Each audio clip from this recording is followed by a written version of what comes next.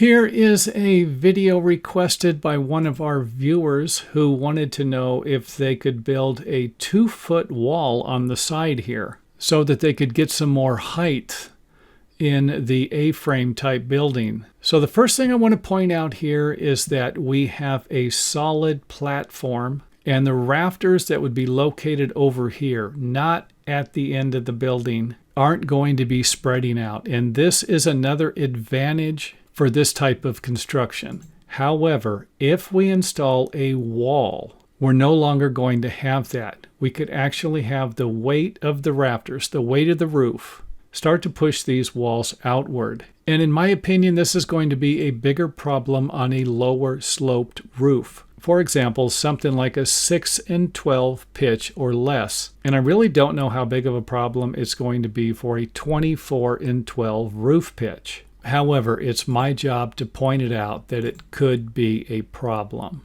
And of course, this is a 2-foot or 24-inch tall wall. However, you could always make it shorter or taller. So what's going to end up happening is this section of the wall could get pushed outward on both sides. If we don't have any rafter ties or ceiling joists like we do with a regular 8-foot framed wall, for example. And again, these sections right here aren't going to move because they are connected together and basically sitting on top of the beams that are sitting on top of the footings. So hopefully that makes sense.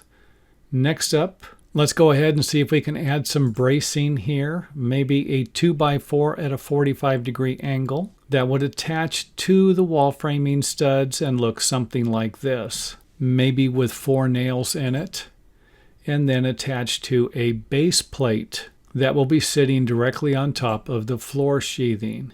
And again, I'm not a structural engineer. I'm just providing you with something that I think will work. And by now, someone has probably figured out that this is going to take away from the floor space. And it'll be a lot worse if we make taller walls. And braces at a 45-degree angle, this is going to come out 24 inches or 2 foot. If I have a 4-foot tall wall and install the same braces, then we'll be taking out 4 foot of the floor space because this board now is going to be located about 4 foot away from the edge of the building.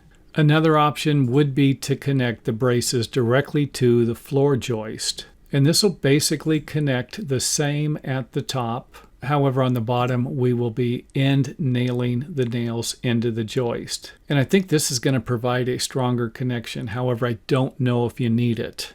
And I would also suggest installing some type of blocking for the floor sheathing so you can get the perimeter nailing for the floor sheathing. And with something like this, we might need to shape the side of the block here at a 45-degree angle. And of course, we're going to be dealing with the same amount of floor space missing from the area of the interior floor or the square footage of the building. And if these two ideas just aren't working for you, then let's go ahead and build the floor out of concrete so that we can add some stem walls. And I'm not going to provide you with the rebar installation for something like this because it will depend upon the size of the building. For example, if I have a building that's 20 foot wide, I might be able to use a 5.5 inch wide stem wall.